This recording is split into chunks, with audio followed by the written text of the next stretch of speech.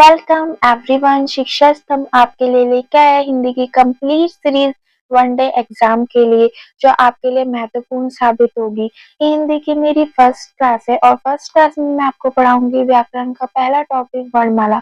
वर्णमाला का जैसे ही टॉपिक हमारा पूरा कंप्लीट होता है, उसमें जितने भी प्रीवियस क्वेश्चंस आए हैं उन सबकी मैं साथ साथ में प्रैक्टिस भी कराती रहूंगी। उससे क्या होगा, आपका रिविजन भी होता रहेगा। तो फर्स्ट क्लास शुरू करने से पहले मैं आपको कुछ लाइनें बोलना चाहूंगी, तो ध्यान से सुनना।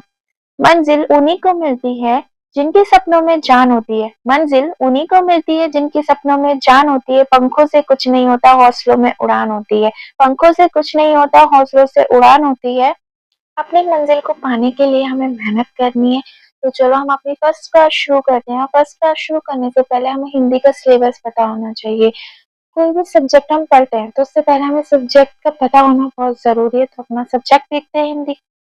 ये हमारी है सामान्य हिंदी। सामान्य हिंदी तीन तीन भागों में है। पहला है व्याकरण, दूसरा है साहित्य, तीसरा है शब्दकोश।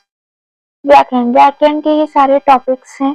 पहला है वर्णमाला, संधि, समाज, रस, छंद, अलंकार, लिंग, वचन, कारक, संज्ञा, सर्वनाम, विशेषण, क्रियावाचक, अव्यय, वाक्य, उपसर्ग, प्रत्यय, विराम चिन्ह, काल, पत्र लेखन। ये सब हमारे पूरे टॉपिक है। जैसे व्याकरण के मैं स्टेप वाइज सारे टॉपिक आपको इस सीरीज में ही कंप्लीट कराऊंगी। दूसरा हमारा साहित्य। साहित्य अपने में भी बहुत बड़ा पार्ट है। साहित्य से कुछ लोग ग्रेजुएशन पोस्ट ग्रेजुएशन भी करते हैं, कुछ आईएएस भी करते हैं। तो हमें इतना सारा पार्ट नहीं पढ़ना, हमें बहुत छोटा सा पार्ट पढ़ना है। पहला टॉपिक है भारतीय भाषाओं का इतिहास, प्रसिद्ध लेखक, कवि की प्रसिद्ध कविताएं, उपन्यास, हिंदी साहित्य का पुरस्कार, गद्य पर आधारित प्रश्न। अब हम पढ़ेंगे शब्दकोश। थर्ड पार्ट है हमारा शब्दकोश। शब्दकोश में हम पढ़ेंगे पर्यायवाची, विलोम, मुहावरे, अनेक शब्दों के एक शब्द, अनेकांतिक शब्द, वर्तनी, तत्सम, तद्भव, देशान, विदेशान। ये सब हमारा पूरा हो गया सिलेबस। अब हम पढ़ेंगे अपनी फर्स्ट क्लास में व्याकरण का पहला टॉपिक वर्णमाला। वर्णमाला वर्णमाला क्या होती है, इसकी क्या परिभाषा है? वर्णों के सुव्यवस्थित कम बुध समूह को वर्णमाला कहते हैं। क्या कहते हैं? सुव्यवस्थित कम बुध समूह को वर्णमाला कहते हैं। वर्णमाला कितने प्रकार की होती है? दो प्रकार की होती है। पहला क्या है? स्वर। दूसरा क्या है? व्यंजन। स्वर क्या होते हैं? स्वर स्वतंत्र होते हैं। ये किसी की सहायता से नहीं बनाए जाते हैं। इन्हें क्या कहते हैं? स्वर कहते हैं। ये किसी की सहायता से नहीं बनाए जाते, उन्हें क्या कहते हैं? स्वर कहते हैं। व्यंजन क्या होते हैं? व्यंजन परितंत्र होते हैं, ये स्वरों की सहायता से बनाए जाते हैं। स्वरों की संख्या कितनी होती है, आपको पता है? चलो देखते हैं स्वरों की संख्या कितनी होती है। स्वरों की संख्या 11 होती है। तो कुल स्वरों की संख्या 13 होती है। इसमें से दो स्वर कौन से बड़े हैं? अंग और आहा। कौन से बड़े हैं? अंग और आहा। और अंग को क्या बोलते हैं? अनुस्वार बोलते हैं। और आहा को जो बोलते हैं विसर्ग बोलते हैं। अंग को क्या बोलते हैं? अनुस्वार। आहा को विसर्ग। और इन पूरे वर्ग, इन दोनों वर्ग को क्या बोलते हैं? अयोगवाह। क्या बोलते हैं? अयोगवाह। अयोगवाह किस लेखक के अनुसार है? किशोरीदास बाजपेयी। किसके अनुसार है? किशोरीदास बाजपेयी। और किशोरीदास बाजपेयी ने कौन सी पुस्तक लिखी है? हिंदी शब्दानुसार। कौन सी लिखी है? हिंदी शब्दानुसार। स्वर कितने होते हैं? 11। और कुल स्वरों की संख्या कितनी होती है? 13। और कौन से दो स्वर बने हैं? अंक और आहा। और इस स्वर को क्या बोलते हैं? अयोगवाह स्वर। और किस लेखक के अनुसार है? किशोरीदास बाजपेयी। और कौन सी किताब लिखी है इन्होंने? हिंदी शब्दानुसार। अब पढ़ेंगे स्वर कितने प्रकार के होते हैं।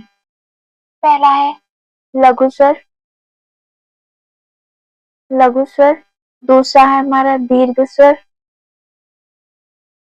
तीसरा है में संयुक्त स्वर। लघु स्वर। लघु स्वर की संख्या कितनी होती है? 4। कौन कौन सी? ए ई उ री। कितनी संख्या होती है? 4। ए ई उ री। दीर्घ स्वर। दीर्घ स्वर क्या होते हैं? दो स्वरों से मिलकर बनने वाले स्वरों को क्या कहते हैं? दीर्घ स्वर। दो स्वरों से मिलकर बनने वाले स्वरों को दीर्घ स्वर कहते हैं। और इनकी संख्या कितनी होती है? 7। हाँ हाँ, ई उ ए ओ औ, ये सब क्या कहलाते हैं? दीर्घ स्वर कहलाते हैं। संयुक्त स्वर क्या होते हैं? अलग अलग जातियों से मिलकर बनने वाले स्वरों को संयुक्त स्वर कहते हैं। अलग अलग जातियों से मिलकर बनने वाले स्वरों को संयुक्त स्वर कहते हैं, जैसे ए ओ औ। ए जैसे ए प्लस ई, ए ए प्लस ए, ओ ए प्लस उ, औ ए प्लस ओ। ये क्या हो गए? अलग अलग जातियों से मिलकर बनने वाले संयुक्त स्वर होते हैं। जिस दीर्घ स्वर में जो ये होते हैं आ ई उ, इनको क्या कहते हैं? मूल दीर्घ स्वर कहते हैं। क्या कहते हैं? मूल दीर्घ स्वर कहते हैं। और ये कितने हो गए? संयुक्त स्वर। ये हो गए मूल दीर्घ स्वर और ये हो गए संयुक्त स्वर। तो इन दोनों के संबंध को बोलते हैं संधि स्वर।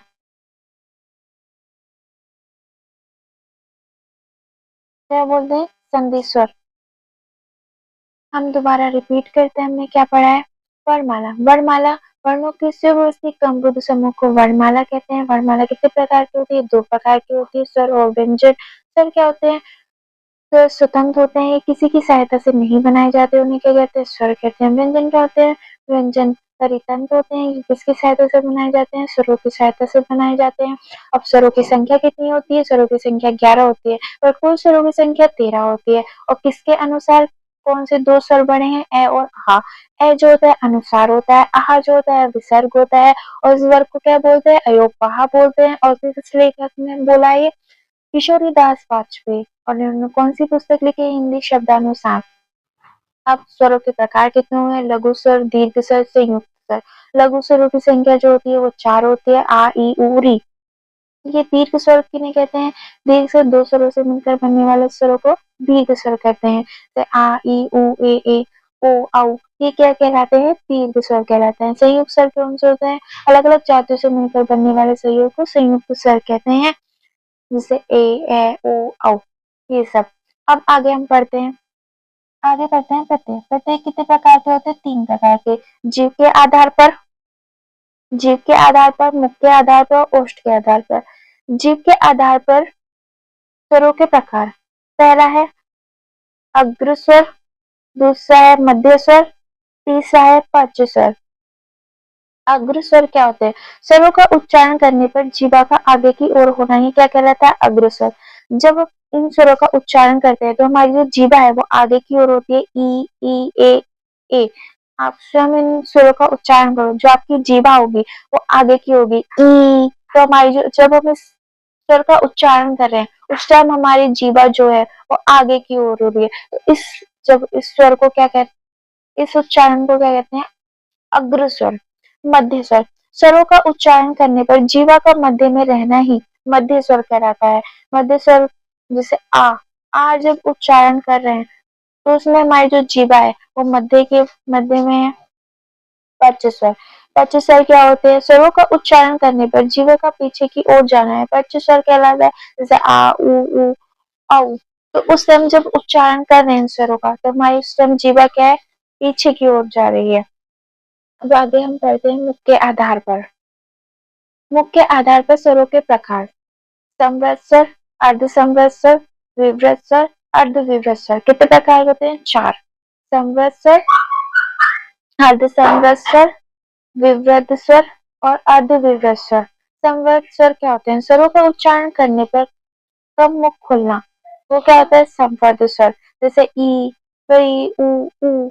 ये इसमें क्या होता है? जब हम इन स्वरों का उच्चारण करते हैं उसमें मुख हमारा क्या खुलता है? कम, कम खुलता है। अर्ध संवृत स्वर, इनके उच्चारण करने पर संवृत से थोड़ा अधिक मुख खुलता है, जैसे ओ हम जब उच्चारण कर रहे हैं तो उससे हमारा मुख थोड़ा सा अधिक खुलता है। विवृत स्वर, विवृत स्वर, स्वरों का उच्चारण करने पर मुख अधिक खुलना कहलाता है विवृत स्वर। जैसे आ जब आप उच्चारण कर रहे हैं तो आ हमारा थोड़ा अधिक अधिक मुख खुलता है, आ। अर्ध विवृत स्वर, विवृत से कम और अर्ध संवृत से थोड़ा अधिक मुख खुलता है, ए ओ से अधिक मुख खुला है हमारा। तो ये सब हमारे क्या हो गए, मुख पे आधारित स्वरों के प्रकार। अब आगे पढ़ते हैं। कोष्ठों के आधार पर स्वरों के प्रकार ये कितने होते हैं, 2 प्रकार, वृत्तमुखी, अवृत्तमुखी या अर्धवृत्तमुखी भी बोलते हैं। वृत्तमुखी क्या होते हैं, जिन स्वरों का उच्चारण करते समय ओष्ठ गोलाकार हो जाते हैं वह वृत्तमुखी स्वर कहलाते हैं। ये 4 होते हैं, उ ऊ आउ ओ, ये क्या कहलाते हैं, वृत्तमुखी। क्या कहलाते हैं, वृत्तमुखी। अवृत्तमुखी कौन से होते हैं, जिन स्वरों का उच्चारण करते समय ओष्ठ गोलाकार नहीं होते हैं, अवृत्तमुखी कहलाते हैं या अर्ध अवृत्ताकार कहलाते हैं। ये इनकी संख्या कितनी होती है, 6, ए आ उ ए ये सब क्या कहलाते हैं, अवृत्तमुखी। आगे बढ़ते हैं। मात्रा, मात्रा क्या होती है, मात्रा वर्णों का उच्चारण करने पर लगने वाला समय ही मात्रा कहलाता है। क्या कहलाता है, मात्रा कहलाता है। मात्रा कितने प्रकार की होती है, 3 प्रकार की होती है। पहली है लघु मात्रा जिसे एकांत मात्रा कहते हैं। दूसरा है दीर्घ मात्रा जिसे, तीसरा है लुप्त मात्रा। लघु मात्रा क्या होती है, सबसे कम समय लगने वाली मात्रा को लघु मात्रा क्या कहते हैं, क्या कहते हैं, सबसे कम समय लगने वाली मात्रा को लघु मात्रा कहते हैं। लघु मात्रा कौन कौन सी होती है, आ ई उ री, क्या होती है, आ ई उ री, ये सब क्या है, लघु मात्रा। आपको क्वेश्चन भी बन के आ सकता है कि ई कौन सी मात्रा है, तो उसे लघु मात्रा बोल सकते हैं। ऑप्शन में आएगा आपका लघु मात्रा, उस पर टिक कर देना है। दूसरा है दीर्घ मात्रा, लघु से अधिक समय लगने वाली मात्रा को क्या कहते हैं, दीर्घ मात्रा कहते हैं। क्या कहते हैं, दीर्घ मात्रा। लघु से अधिक समय लगने वाली मात्रा को दीर्घ मात्रा कहते हैं। तो आ ई उ ए ओ औ ये सब क्या है, लघु मात्रा। ऑप्शन में आपका क्वेश्चन बन के भी आ सकता है कि ए कौन सी मात्रा है, लघु मात्रा है या दीर्घ मात्रा है या संयुक्त है या लुप्त है, ये आपके ऑप्शन आ सकते हैं। तो आप किस पे टिक करेंगे, लघु मात्रा पे, या दीर्घ मात्रा भी आ सकता है। अब तीसरा हमें लुप्त मात्रा, सबसे अधिक समय लगने वाली मात्रा को कहते हैं लुप्त मात्रा। तो उसमें ओम, आप ओम का जब स्वर का उच्चारण कर रहे हैं तो उसमें ज्यादा समय लग रहा है, ओम राम, तो उसमें आप उच्चारण कर रहे हैं तो उसमें ज्यादा समय लग रहा है। अब आगे बढ़ते हैं। आगे है हमारा अनुस्वार, विसर्ग, चंद्र बिंदु। अनुसार क्या होता है, अनुसार अंग को हम अनुसार कहते हैं, आपने अभी आगे पढ़ाई है। तो अनुसार को क्या कहते हैं, अंग को क्या कहते हैं, अनुसार। ये क्या होता है, पहले उच्चारण नाक से करते हैं, बाद में उच्चारण मुख से होता है। जैसे अंगद, अंगद का जब उच्चारण कर रहे हैं तो नाक से पहले हो रहा है और बाद में मुख से हो रहा है। विसर्ग, विसर्ग आहा, आहा, है ना। तो जब इसका उच्चारण करते हैं तो इसका जब उच्चारण करें मुख के कंठ से होता है, प्रातः। जब आप इसका उच्चारण कर रहे हैं तो मुख के कंठ से हो रहा है, प्रातः। बोलिए, प्रातः। चंद्र बिंदु, पहला उच्चारण मुख से और बाद में नाक से होता है, वो क्या कहलाता है, चंद्र बिंदु। जैसे अंगूर। अब आगे बढ़ते हैं। आप पढ़ेंगे व्यंजन। व्यंजन क्या होते हैं, स्वरों की सहायता से बनते हैं। किसकी सहायता से बनते हैं, स्वरों की सहायता से बनते हैं। और ये क्या होते हैं, परितंत्र होते हैं। और ये कितने प्रकार के होते हैं, 3 प्रकार के। वर्ग स्पष्ट व्यंजन पहला, दूसरा है हमारा अंतस्थ व्यंजन, तीसरा है ऊष्म व्यंजन। वर्ग स्पष्ट व्यंजन क्या होते हैं, वर्णों का उच्चारण करने पर जीवा को मुख के विभिन्न भागों को स्पष्ट करना है, क्या कहलाता है, वर्ग स्पष्ट व्यंजन कहलाता है। इसमें जो पैसे पै वर्ग के बीच में जितने भी वर्ण आते हैं वो क्या कहता है, वर्ग स्पष्ट व्यंजन। मैं आपको आगे बताऊंगी कौन से क्या वर्ग है और कौन सा पै वर्ग है। अंतस्पष्ट व्यंजन, अंतस्पष्ट व्यंजन क्या होते हैं, अंतःकरणों के स्थान से उच्चारण करने वाले वर्णों को क्या कहते हैं, अंतस्पष्ट। ये कौन से होते हैं, य र ल व, ये के सब क्या होता है, अंतस्पष्ट। आपका क्वेश्चन बन के भी आ सकता है कि ल कौन सा व्यंजन है, तो उसमें ऑप्शन आएगा अंतस्पष्ट या स्पष्ट या ऊष्मा। तो ये सब क्या ऑप्शन पे क्या कहते हैं, अंतस्थ पे। तो किस पे करेंगे, अंतस्थ पे। ठीक है, अंतस्थ कौन सा होता है, कौन कौन से होते हैं, य र ल व। ऊष्म व्यंजन, ऊष्म व्यंजन क्या होता है, वर्णों का उच्चारण करने पर वायु का गर्म निकलना ही ऊष्म व्यंजन कहलाता है। जिससे हम श स्वर का उच्चारण कर रहे हैं, से का उच्चारण कर रहे हैं, तो उसमें जब उच्चारण कर रहे हैं अपने मुंह के सामने आप अपना हाथ रखो तो स बोला था से, तो से जब उच्चारण कर रहे तो उसमें गर्म भाप निकल रही है, निकल रही है नहीं निकल रही। अब यहाँ पे ट्राई करो आप लोग, है का उच्चारण आप जब कर रहे हैं तो उसमें क्या निकल रही है, भाप निकल रही है, तो वो क्या है, ऊष्म व्यंजन, ऊष्म व्यंजन। आगे बढ़ते हैं। अब वर्गों की संख्या कितनी होती है, 5। वर्णों की संख्या कितनी होती है, 25।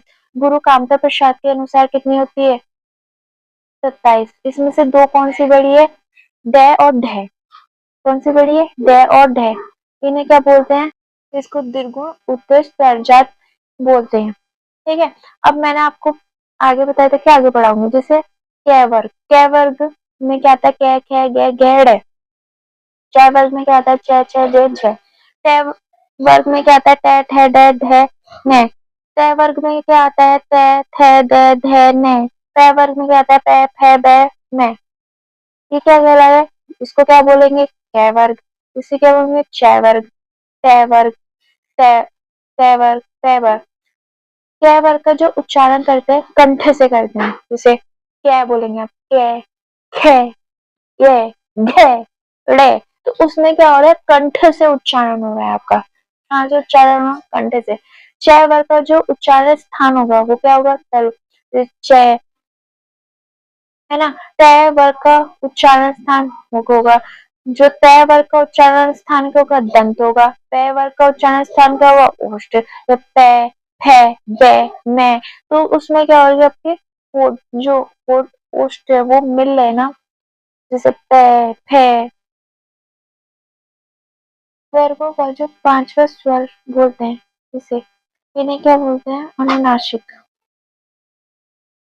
क्या बोलते हैं, अनुनासिक। क्वेश्चन आ भी सकता है, तो इसको न को क्या, न वर्गों का न पांचवा स्वर क्या होता है, अनुनासिक। अब पढ़ेंगे हम घोष। घोष कितने प्रकार के होते हैं, अघोष और सघोष। अघोष, अघोष क्या होते हैं, वर्णों का उच्चारण करने पर कंपन का कम होना ही अघोष कहलाता है। अघोष क्या होते हैं, वर्णों का उच्चारण करना, वर्णों का उच्चारण करने पर कंपन का कम होना ही अघोष कहलाता है। सघोष क्या होता है, वर्णों का उच्चारण करने पर कंपन का अधिक होना ही सघोष कहलाता है। आगे बढ़ते हैं। अघोष, अघोष क्या होते हैं, वर्गों के अघोष कौन कौन से होते हैं, कै च ट त। ये क्या है, वर्ग का पहला है, पहली लाइन है, कै च ट त प। फिर ख छ ट त प, प्लस इसमें क्या था, श। ये क्या हुए, अघोष। सघोष कौन से होते हैं, वर्ग की तीसरी, चौथी और पांचवी लाइन जो होती है, जैसे ग च ट द ब घ छ ट ध म भ ड ढ ढ न म। ये क्या कहलाती है, सघोष। प्लस इसमें क्या होते हैं, ये कितने होते हैं, 13। और प्लस ये कितनी होती है, 31।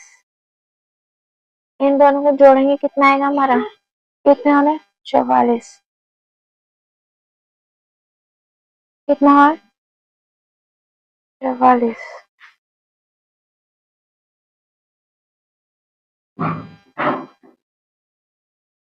आगे बढ़ते हैं। आगे बढ़ते हैं प्राणांत। वर्णों के उच्चारण करने पर वायु सांस का कम और अधिक होना है प्राणांत कहलाता है। प्राणांत क्या होता है, वर्णों के उच्चारण करने पर सांस, वायु सांस का अधिक या कम होना ही प्राणांत कहलाता है। प्राणांत कितने प्रकार के होते हैं, दो प्रकार के। पहला अल्प प्राण, दूसरा महाप्राण। अल्प प्राण क्या होता है, जिन व्यंजन वर्णों का उच्चारण करने में सांस वायु अल्प मात्रा में निकलती है उन्हें अल्प प्राण कहते हैं। क्या कहते हैं, अल्प प्राण। जैसे कै च ट त ग ड़, ये क्या कहलाते हैं, अल्प प्राण। क्या बोलते हैं इनको, अल्प प्राण। महाप्राण, जिन व्यंजन वर्णों का उच्चारण करने में सांस अधिक मात्रा से निकलती है उन्हें महाप्राण बोलते हैं। जैसे ख च ट थ फ, उसमें हमारी जो सांस है वो अधिक मात्रा में निकलती है, उन्हें कहते हैं महाप्राण। वर्णमाला का हमारा टॉपिक यहाँ कंप्लीट होता है।